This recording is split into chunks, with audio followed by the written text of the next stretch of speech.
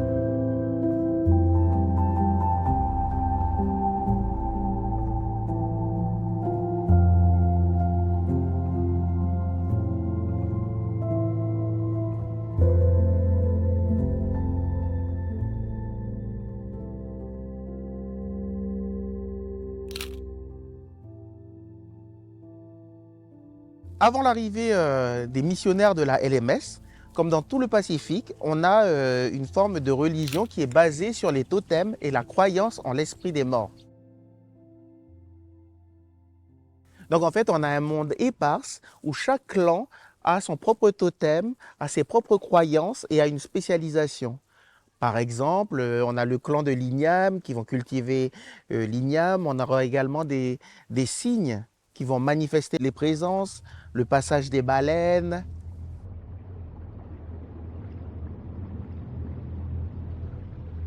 Donc à cette époque-là, la religion que l'on va trouver sur place, c'est une religion animiste et totémique. C'est-à-dire on va croire en deux principales choses, les ancêtres, l'esprit des ancêtres et les totems.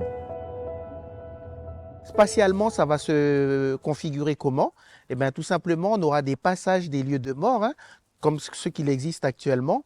On pense qu'il y a des esprits, qu'à la mort de la personne, l'esprit longe les chemins des morts et va, par exemple, entre Lifou et Ouvéa où il y a des bancs de sable.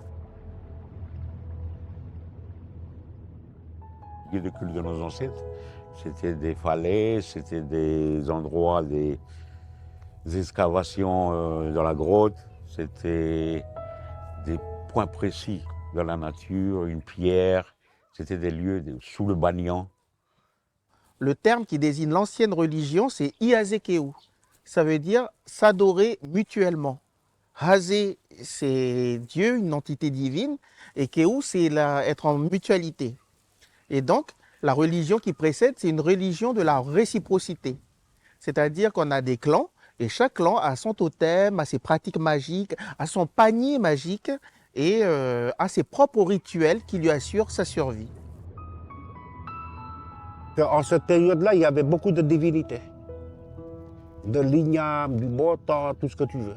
Quand on parle de mutation d'un peuple ou de la création, ce n'est pas à une période donnée.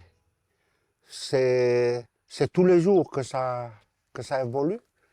Et ben, l'histoire de l'évangélisation, elle fait partie tout simplement de la vie qui évolue. Moi, j'ai envie de dire que bon, bah, ça a été la suite logique de l'histoire. Donc, nous, on n'était pas encore nés, mais les vieux ont quelque part préparé le terrain à l'installation de l'évangélisation sur les fous. C'est une fois que le corps constitué de la tradition s'est défini véritablement, qu'ensuite vient s'impliquer cette histoire d'évangélisation qui va changer dans toute sa profondeur la vie et le quotidien de l'existence des gens d'ici. L'évangélisation du Pacifique, c'est un grand mouvement qui va d'est en ouest. Elle commence à Tahiti et vont ensuite au Tonga, aux îles Cook, et arrivent à Fidji, puis en Nouvelle-Calédonie. C'est la London Missionary Society qui va dans les îles, puisqu'elle veut, établir ce qu'on appelle la Cité de Dieu dans les îles du Pacifique. C'est une période en Europe qu'on appelle the revival, c'est-à-dire le réveil, une espèce de réveil de la foi, puisque l'Angleterre de la société victorienne plonge dans le monde industriel avec des ouvriers, etc. Et il y a une espèce de renouvellement de la foi, une espèce de retour au puritanisme, etc. qui se fait en Europe et qui se concrétise dans le Pacifique par la propagation des évangélistes dans tout le Pacifique.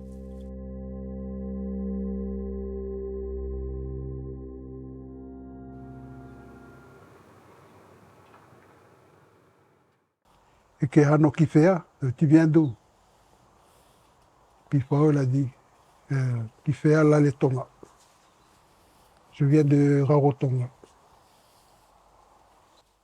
Ce livre nous raconte comment les Tongais sont arrivés ici à Lifou. Et comment après l'évangéliste Fao est arrivé en 1842. C'est mon père qui a recopié sur le cahier de Papa Sam, Samuela. Parce que comme c'était transmis oralement, et puis le Papa Sam, il a dit c'est bien qu'il y a un écrit pour garder, pour que nous on garde, les descendants on en garde une copie. Ça raconte tout, quoi.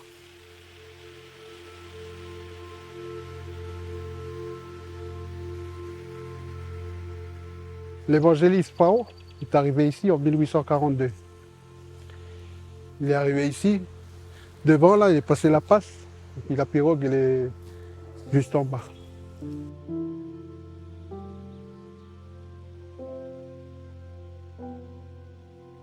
Fao, c'est un Rarotongien qui arrive et qui va évangéliser la tribu de Mou à Lifou et le district de Lessi et toute une partie de Lifou. Mais il n'y est pas arrivé directement. On l'a d'abord déposé dans un navire à Maré, dans le district de Guama.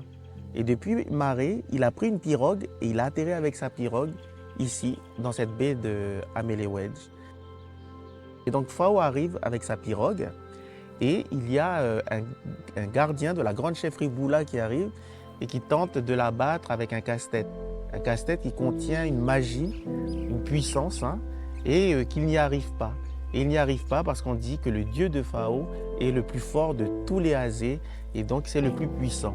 Et donc on propose d'offrir ce dieu-là au grand chef Boula pour qu'il puisse en faire bénéficier toute sa cour et la chefferie. Et de Marais, il a demandé aux gens de Marais comment il faut venir ici.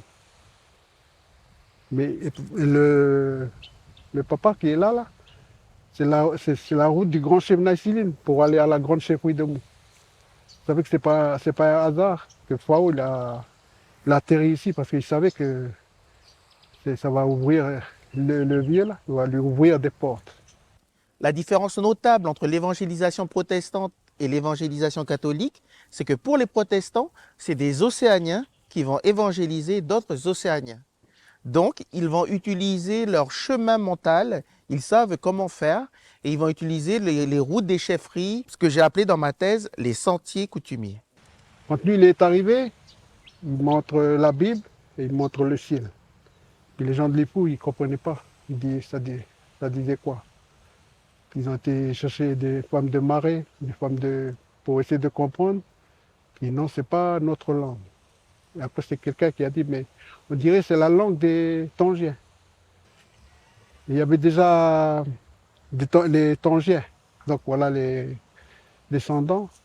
Ils sont arrivés en 1825. 17 ans avant. Et ce sont les enfants, en grandissant avec les gens de Lifou, ils parlaient le tongien et en même temps le Lifou. Quand les premiers missionnaires vont par exemple arriver à Mou, ils vont trouver une population bigarrée. C'est-à-dire on n'aura pas que les gens de Lifou. sur place, les premiers missionnaires disent qu'il y a des gens qui viennent de Tonga, qui viennent de Fidji ou des Polynésiens. Donc on a déjà une mixité de population.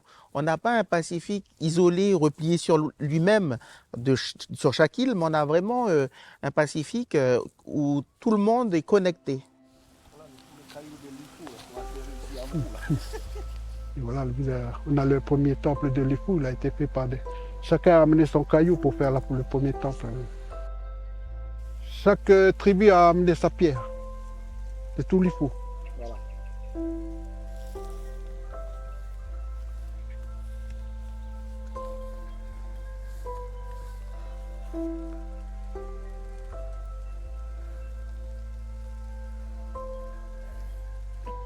Lifou était dans la nuit et la lumière est venue de l'évangile de Fao.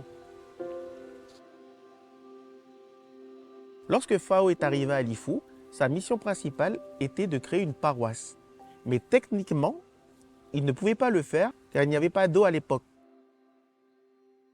Donc ces missionnaires polynésiens-là vont arriver avec une technique qu'on appelle le sa-éteint en djéou. C'est une technique qui consiste à ramasser du corail, le brûler à haute température pour pouvoir construire des citernes. Et donc avec l'arrivée de ces premiers missionnaires, on va savoir construire des murs des temples. On va recouvrir ces temples de feuilles de inagoué, ce qu'on appelle des feuilles de canne à sucre tressées. Et de l'eau va tomber le long de ces temples vers les premières citernes construites par les missionnaires. L'eau qui va s'écouler le long des temples et qui va être recueillie dans ces nouvelles citernes, eh bien, va permettre de rassembler plusieurs personnes. Et donc, on aura des grandes concentrations et la naissance de ces grandes paroisses aux îles Loyauté. Et de plus, cette image de l'eau, eh bien, ça va jouer dans les représentations, dans les imaginaires, puisque l'eau est associée à la vie dans les îles Loyauté. Donc, on a cette religion nouvelle qui arrive de l'Est du Pacifique et qui est porteur de progrès techniques, technologiques et qui emmène un peu la vie dans ces îles Loyauté.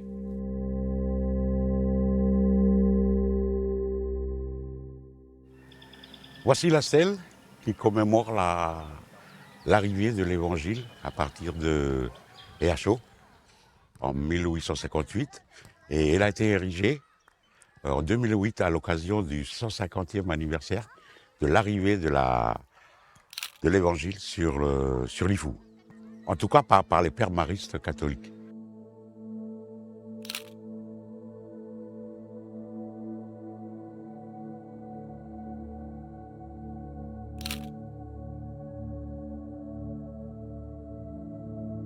À Nadoï-Sissi, le lieu-dit où ils ont débarqué, il y avait le père Palazzi et le père Morouzier.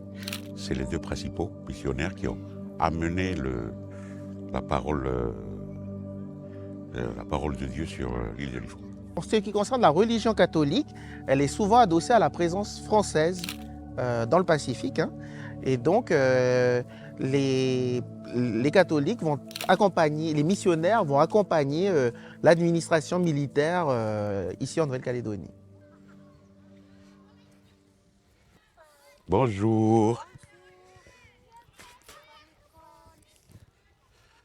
La construction de l'église a contribué à un rassemblement déjà, et le regroupement des clans, des tribus autour de l'église.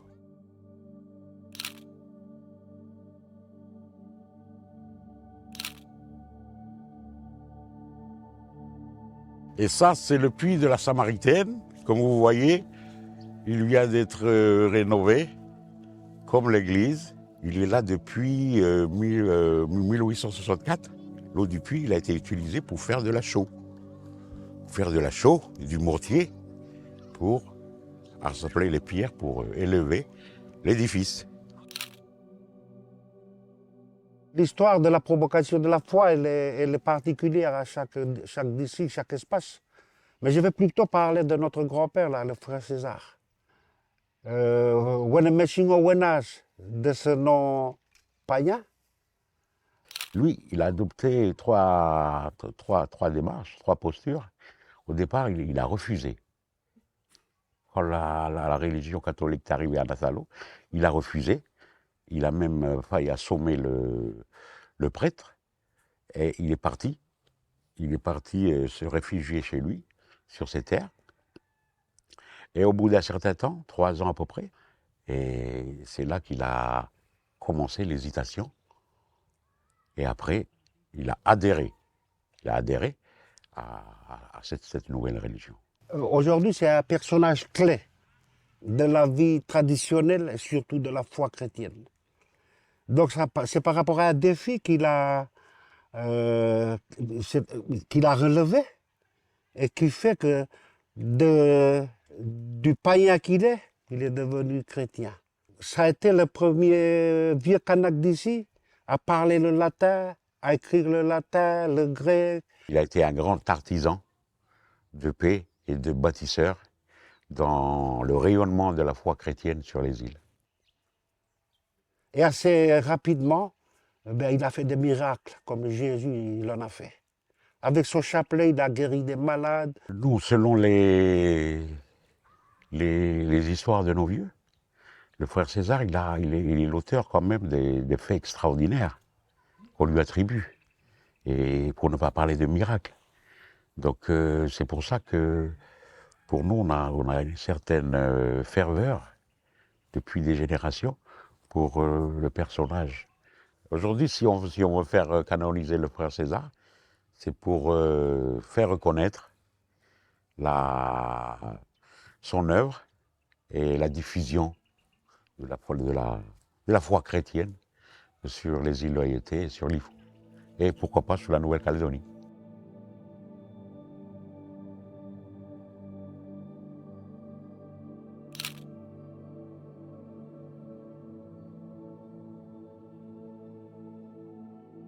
Ce qui est intéressant, c'est que les insulaires vont être des acteurs de leur propre évangélisation. C'est-à-dire qu'on va observer dans les îles que certains districts vont opter pour la foi protestante et d'autres districts vont aller chercher la foi catholique pour marquer leur différence ou leur autonomie en termes de croyance.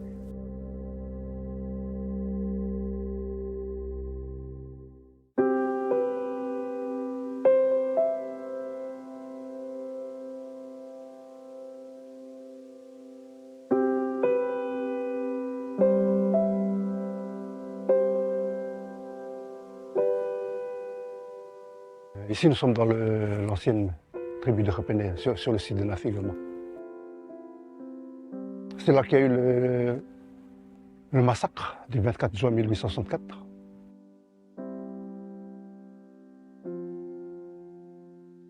Et c'était la guerre de religion en Europe. Et ici, tu avais la mission protestante, qui est derrière la tribu, elle est là-haut, à Bessania. Et tu avais la mission catholique, en face, quand vous voyez le toit de l'église de Asso. Il y avait deux présences, les Anglais et les Français, au travers des missionnaires. Il s'est passé plein de choses. Il y a eu de mauvais rapports entre les anglophones, les francophones, entre les Kanaks catholiques et protestants, qui a fait que la tension a monté jusqu'à un moment donné où l'armée française elle a intervenu. Elle a intervenu ici dans la tribu. C'était une tribu protestante et c'était un peu là le centre du protestantisme de l'île de Djehou et des îles Loyauté.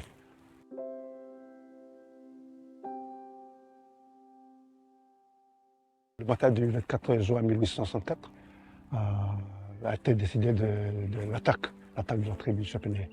Et il y a eu deux grands voiliers de galères qui étaient là-haut, là en face. Et tu avais un régiment de l'armée française qui était à Asson. Et des chaloupes ont débarqué. Et pas sur terre, il y avait les soldats qui ont contourné la tribu pour encercler la tribu.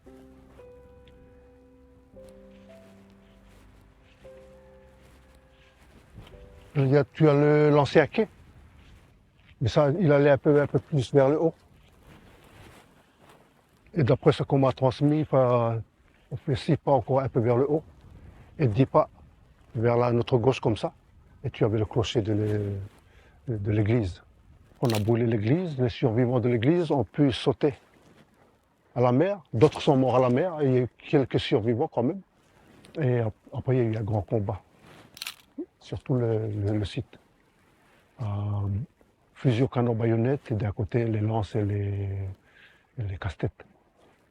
Et tous ceux qui sont morts sur place. Ils étaient enterrés sur place parce que les gens se sont retirés. Ils se sont retirés vers la brousse. Ils se sont retirés. Ils se sont retirés et on a accompagné nos grands-pères, ont accompagné des autres grands-pères qui venaient de la tribu voisine de Koumou, des tribus voisines et des alentours. Et il y a eu une embuscade dans un autre endroit où il y a eu le deuxième massacre.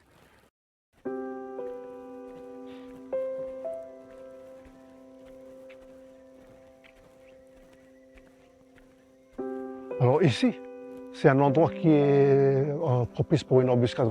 Tu as les cailloux de l'un côté, tu as les cailloux de l'autre. Derrière, tu as des lieux de culture, tu as la plaine. Et derrière encore, c'est ouvert. Et ici, ben, tu as tous les cailloux. Ça fait que quand les gens se sont sauvés de la tribu.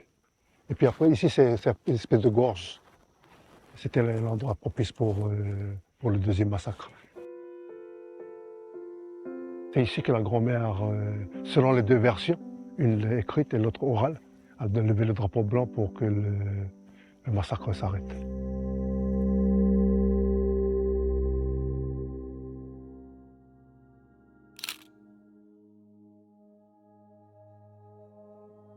Donc la présence chrétienne sera une présence à la fois où tout s'effondre et à la fois où il y a une continuité. Donc tout s'effondre en termes de croyances anciennes, puisque les missionnaires vont mettre fin à deux choses principalement, la polygamie et la pratique de la sorcellerie. C'est tout un ancien monde qui s'effondre et qui laisse place à un nouveau. Mais dans ce grand effondrement, il y a quand même une continuité. Il y a le sens qui reste. Tant dans l'espace que dans le temps. Dans l'espace, les hameaux où chaque clan résidait vont disparaître pour laisser place à des paroisses. D'ailleurs, le mot tribu se dit Unami, c'est-à-dire le lieu où l'on prie. Donc les tribus que l'on a actuellement à Lifou et dans les îles, ça correspond plus à des paroisses. On a un changement temporel puisque le calendrier, c'est le calendrier grégorien avec les fêtes des saints pour les catholiques. On a également les jours de la semaine qui vont rythmer des activités particulières avec le dimanche comme jour qui atteint son paroxysme pour le culte.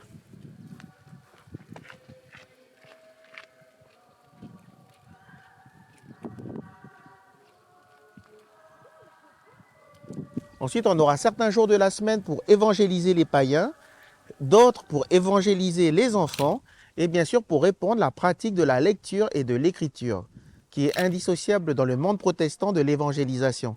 Évangéliser, c'est apprendre des gens à lire et à écrire la Bible et à se prendre en charge pour monter des églises paroisses qui ont sans cesse besoin de Bibles, de temples et de tout le matériel et la charpente qu'il faut pour le culte. En ce qui concerne l'adoption d'une foi nouvelle, eh bien c'est tout simplement une religion qu'on va prendre en plus. C'est ce qu'on appelle le syncrétisme. Le meilleur exemple pour vous montrer que le christianisme des îles Loyauté n'est pas une fleur exotique que l'on a plantée sur une île tropicale, eh bien, vous verrez par exemple à Nassalo, on bénit la nouvelle igname chaque année. Et la fête des ignames dans le district de Lossi, elle est ponctuée par une prière d'un pasteur pour justement commencer cette nouvelle année. Ben nous, à l'approche avant la récolte des prémices, il y a une fête de l'igname. Les nouvelles ignames, on a une fête coutumière des ignames qui est un peu l'histoire des relations des clans et puis des chefferies. Donc, quand la religion est arrivée, donc il n'y a pas eu de coupure, de rupture. Donc, on a intégré cette fête entre guillemets païenne dans le culte catholique, le culte chrétien. Par exemple, à l'heure où je vous parle, c'est la période du nettoyage du futur champ. Et puis, il y en a qui commencent à planter. Et donc, nous, on a toujours gardé le calendrier de l'igname. Voilà, si vous voulez, les insulaires des Loyautés de toute l'Océanie, eh bien, ont reformulé la nouvelle religion qui est arrivée et l'ont adossée à des anciennes croyances et à une ancienne société. Désormais, quand on parle d'identité culturelle kanak, elle se repose sur 2 socles. Pour tous les Kanaks, c'est la tradition et la parole de l'Évangile. Moi, j'aime dire que rien n'est figé dans notre société, toute culture se transforme continuellement. Mais il y a un esprit qui reste. Et je pense qu'aujourd'hui, quand on fait les gestes coutumiers, ça ce sont des choses qui viennent d'avant la christianisation ou la colonisation. Peut-être qu'aujourd'hui, on le fait avec des morceaux de tissu, avec 1000 francs ou des nattes. Mais l'esprit que l'on mettait dans ces gestes nous vient d'avant la christianisation.